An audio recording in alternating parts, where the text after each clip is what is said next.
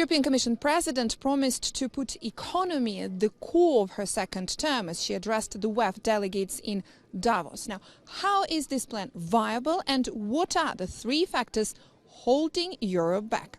I sat down with Segundo Georgieva, the IMF Managing Director, to talk economy, Europe's competitiveness and Donald Trump. Segundo Georgieva, the Managing Director of the International Monetary Fund. Thank you for being here. My great pleasure.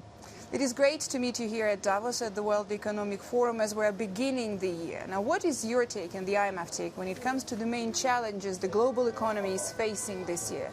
Let me start with the good news. The world economy is growing steadily. We project 3.3% growth this year, 3.3% growth next year. Inflation is going down, not yet to target, but close. And that has been done with interest rates going up and yet the economy not falling into recession. Remember last year here in Davos, that was the big worry, would interest rates suffocate growth? That didn't happen. But when you scratch under the surface of this 3.3%, what we see is tremendous divergence in economic fortunes. The US is doing very well. We actually upgraded US projections by 0.5 percentage point, very rare. Whereas Europe is stalling, we actually downgraded European growth a little bit, and most of the emerging markets are not in the best of shapes. What is hurting?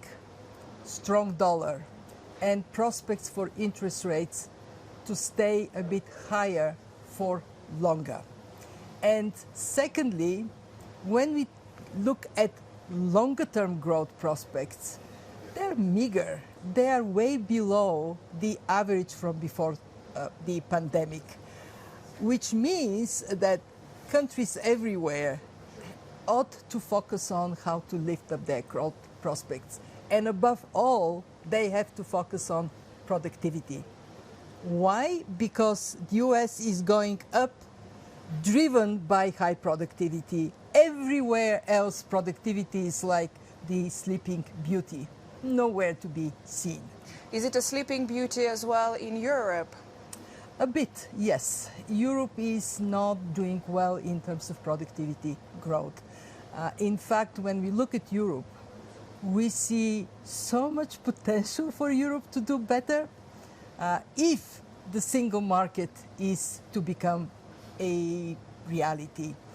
What is holding Europe back are three things. One, capital markets. In the US, they're deep, highly functional. In Europe, we still don't have the capital markets union. Two, investments do not go to the most productive firms for a variety of reasons, including red tape to entrepreneurs. Three, energy costs. And this is something that Europe has done really well to pull itself from dependency on Russia.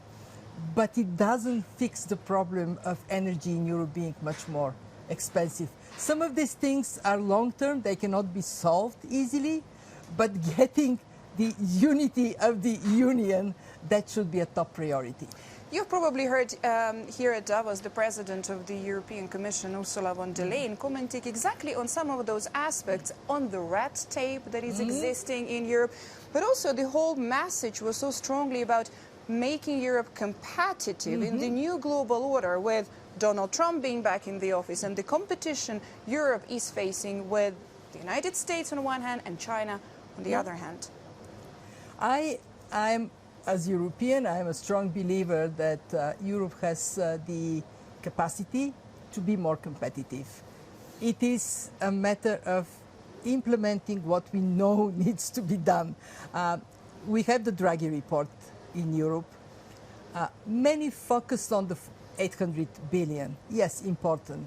I actually think that the focus has to be on the single market. It has to be on completing the banking union, the capital markets union, because as long as your savings, the savings of the European people, fly to the United States because they're more profitable there and more profitable by a big margin, as long as domestically savings do not get allocated to the most dynamic firms, it would be really hard for Europe to achieve that objective of high competitiveness. It is possible, it demands focus. I was thrilled to listen to the President of the Commission, Ursula, talking about competitiveness being top of mind priority. It has to be. How concerned the International Monetary Fund is when it comes to the global growth and making sure that this momentum is preserved when we are also facing possibly new huge tariffs being imposed by the new US administration, because that will harm the whole trade all around and will also hurt the economic growth at the end of the day? When we look at the first days of the new administration, what we see there is President Trump implementing his election promises. And we should be careful not to zero in on only one aspect of it. What we look at are 4 big blocks in policy reforms that are oriented towards competitiveness and national security, trade, tax and public spending, deregulation, immigration. We will see the impact of all those measures in their totality once they become available. And we will see how the rest of the world adopts some of them or reacts to some of them. And then we would know the total impact on the global economy. Right now, what I can tell you is that in the short term, we expect a positive impact on the US economy. When the US does well, that actually benefits the rest of the world, but also more difficulties for the rest of the world. For the issue you mentioned, because of tariffs, also because of the strong dollar. And I think that has to zero attention of policymakers on what can they do for their own competitiveness, what can they do to lift up their prospects for growth. Do you think, though, in this case, we might be facing some situation of, tit-for-tat tariffs introduced from all the sides as repercussions? Is that something that you're envisioning happening? This is very possible. We look back in history, and what we know from experience is that there is almost 75% probability within 1 year when a protectionist measure is imposed from one country on another, this other country to reciprocate. So it is likely to see that kind of response. What we are hoping to see is more attention to domestic policies and also collaboration and trade that may open up because of this new situation. I look at the ASEAN countries. They are now much more aware that they have to figure out how to trade among themselves more. I look at the European opportunities for Europe to look at other markets, what else can be done, and I think we will see over time that trade is like a river. It is unstoppable. When there is an obstacle, it would go around it. Are we going to be experiencing reciprocity? We will see. I mean, it is perhaps not the wisest thing, race to the bottom, but let's see how the reaction of countries would be. And again, I want to stress that sometimes when one door closes, another one opens up. And stress that again and again, that there is so much countries can do to unleash productivity, risk-taking and growth that is not yet done. Do it. But when they start doing that, if we look at Europe, for example, if we are, I'm a bit speculating here, but if we are talking about the new global order, well, we do have more tariffs imposed and so on.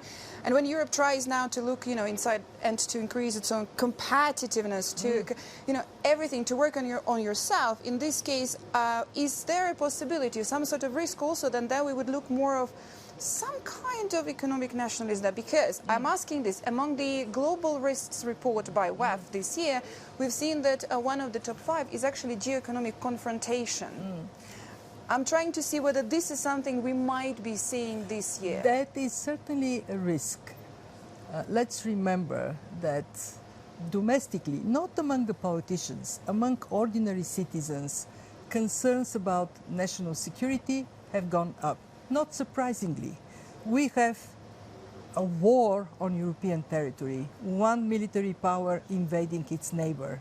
That was unthinkable. We had the big conflict in Gaza. Hopefully it would now die down. We have conflicts all over the world more than ever. Unquestionably, that makes national security a higher priority in the minds of people, and then a higher priority for politicians. My point is that these two objectives, national security and economic competitiveness, they need to go hand in hand. If Europe is economically stronger, it is also in a better position to have strong defense, protect its citizens. And I can say that Europe can look at the US for some lessons as to why productivity in the US is growing, whereas in Europe it has been stagnating. That can change. And again, good to hear European political leaders saying we are going to change that. Every year, we're fighting to have more women being represented at Davos. Every year there is a progress, but I think we're still not there. What do you think? I think we have a way to go. But what is amazing is that more and more I see young women in executive positions present in Davos. So that is a generational change that is likely to shift us to a better place. Thank you very much.